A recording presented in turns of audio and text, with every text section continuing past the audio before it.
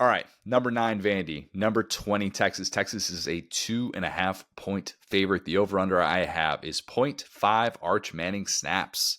Yeah, we're recording this on Wednesday morning like we always do.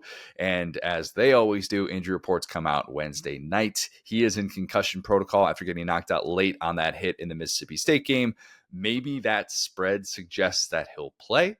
Or maybe that spread suggests, as Matt Hayes wrote for USA Today, that Matthew Caldwell will be just fine, and maybe the Texas offense will actually be better if he plays. Interpret that how you will. Arch Manning or the field, with the field having better odds. Yeah. Will, I want you to do me a favor. I want you to Google Matthew Caldwell right now. Do this on the spot. Anybody wants to play along at home, you can do this as well. Just in case he plays, just in case. We want to, be aware of these things going in.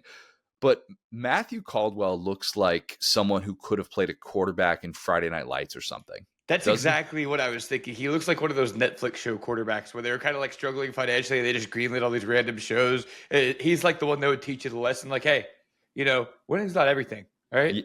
Yes. Matthew Caldwell has a cheesy monologue in some teen show wherein they definitely oversimplify the elements of high school football. That is what Matthew Caldwell looks like he was built to do. Auburn High School, by the way, Texas is his 4th school, 4 career starts. Maybe he gets a 5th. I'm not going to go full Matt Hayes. I won't go full Matt Hayes and say this, but I do wonder if it matters who starts a quarterback for Texas from this standpoint.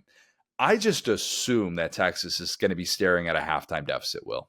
At this point, just don't be surprised by it. Expect the offense to move slowly. We won't even look at some of the struggles that they had in those 3 non-conference home games. Let's just look at the 5 games against power conference teams this year. 4 halftime deficits. They trailed 7-0 at Ohio State. They trailed 19-7 at Florida. They trailed 6-3 in the Red River game, Red River shootout. I just got to say that for the people because the people want to hear it. And then they led 7-0 at Kentucky. And then, oh, by the way, they trailed 24-14 at lowly Mississippi State. In the first half against power conference competition, Texas has been outscored 62-24 with a total of 3 offensive touchdowns. If Texas is going into halftime with a deficit against Vandy, let's not do our shocked face. Let's do our, oh, this is just what Texas does face, because it is the most casual team in college football. Yeah, absolutely. We kind of hit on this before, which is that, boy, is there probably not a worse team in the SEC to be casual against than this Vandy team, because they will take that so personally. Like, I feel like Diego Pavia would be getting mad at the defense for not trying. Like, he would be like, you're in the wrong technique, son. Like, you're supposed to be in that gap. Come try. Yeah, and the way that I can communicate how casual and how casual Texas is and how uncasual Vandy is, and this is also Texas's first power conference home game of the season. Weird schedule for a weird team. In the first half of these games, Arch Manning does not rank in the top 100 in FBS and quarterback rating. Average 6.6 yards per attempt. That tends to hurt you. In the second half, he's better, 8.7 yards per attempt. Here's the stat you've been looking for, though. When Arch Manning is trailing by 15 plus points, he is number 2 in America with a 186.5 quarterback rating. Saw that play out. That answers the question then. He takes after Eli. Very much. Good call. Good call. Yeah, Peyton not as much in those situations, but Eli definitely. Yeah, more of an Eli than a Peyton. Kind of a fitting stat, too, for the most casual team in America. We'll just fall behind by 15 plus, and then we'll play our best brand of football. No big deal.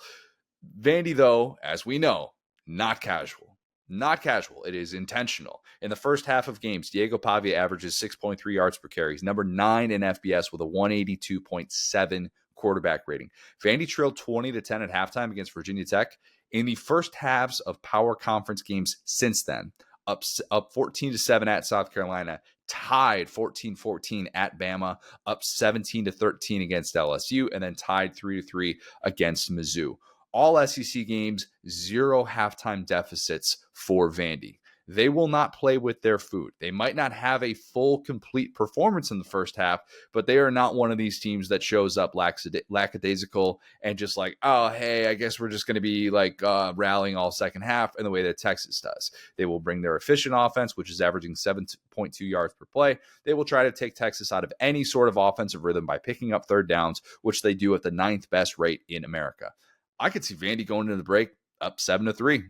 And then this game turns into a back and forth, a fun back and forth. Both teams get going, but ultimately, Texas can't quite find the same mojo that it had against a worse Mississippi State team. Vandy's pass rush gets to, I think, whoever starts at quarterback, I'm just going to assume it's Arch, prevents him from being able to have that late last-ditch drive. I think Vandy wins again. I'm picking Vandy to win by a touchdown for the third consecutive week. They win 24-17, and the third loss that I've been predicting for Texas finally happens. So by the way these stats are kind of laid out here, I'm to infer, right, that Arch Manning would kind of give them a better chance to win, right? Because we're to assume that Vandy will play well in the first half. And, you give those scores, right, where it's like, they have been a little bit like water. They have been a little bit malleable where it comes to, okay, we're at Bama or we're playing against LSU and their offenses are kind of getting going. We're going to go shot for shot with them. Or, we're playing against Mizzou and it's a ground and pound game and we're not going to try to air the ball out and take too many risks. And so if we're to assume that Vandy plays well in the first half, well, having the best quarterback or the second best quarterback in America when you're trailing could be an asset, right? But trailing by a lot. And I don't know that Vandy all of a sudden turns it into that type of game. And honestly, in the very few moments in which they've been in a spot like that, it's been an overmatched Virginia Tech squad who, I don't really know if that's kind of a fair thing to say when that game was just so weird the way that it played out with how competitive it felt and all of a sudden how lopsided it felt, and they just could never recover. And South Carolina was trying to overcome that type of deficit with a backup quarterback in Luke Doty. So it a little bit different than what Texas would be looking at if all of a sudden they were down 2 touchdowns to Vandy. Yeah. I mean, this is a fascinating game for a ton of reasons, right? Where it's, again, you look at Texas, marquee brand, just super expensive roster, a bunch of 5-star talent, but playing below that. And then you just kind of hit on it, right? You were able to get Vandy with the last pick in the draft, where they were seen as kind of a Cinderella story last year. Can they back it up? And we've seen they've gotten, in my mind, significantly better this year. And one thing about Diego Pavia is he can find motivation anywhere.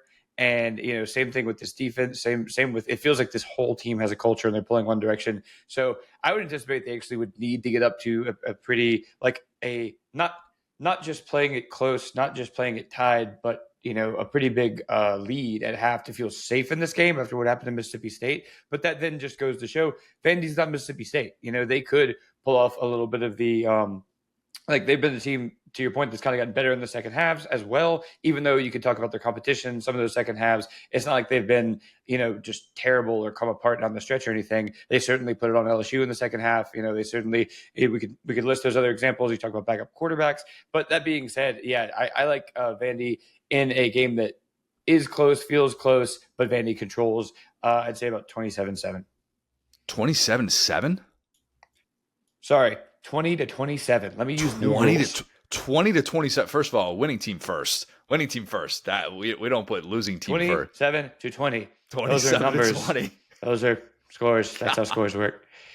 Scores work. Winning team first. Losing. You want to talk about my pet peeves? That's when I see a graphic that puts the losing team first. I'm like, all right, come on. I finally give a score. This is what happens. See, guys, this is why.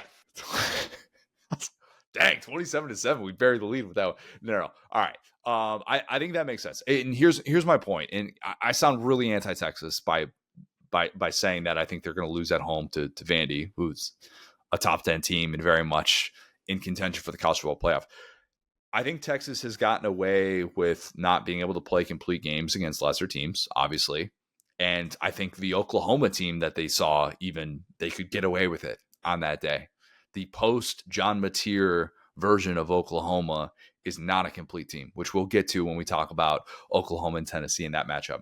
But I don't think you can get away with that against Vandy. I just don't. And that's when this all could finally catch up to Texas. But if they win this game, the odd thing and the thing that will be brought up with that first playoff ranking, which will be next Tuesday, is that Texas will have beaten a pair of teams that were in the top 10 at the time of the matchup. Now, depending on what happens with Oklahoma, maybe, it's both. It depends on where Vandy would fall if they were to lose this game. They wouldn't fall very far if they lost a game like this. But all of a sudden, Vandy is a 2-loss team, and if Texas beats them, and maybe they beat them even by 2 scores, then all of a sudden that changes Texas's projection. So there's obviously a ton on the line. There's been a ton on the line. Texas has been in a spot where it's had to treat each of these post-Florida games like playoff games. You can debate whether or not they actually have done that with the way that they showed up against Kentucky and the way that they showed up against Mississippi State. But still, I just don't expect a full, complete game from Texas. A full, complete game has happened once.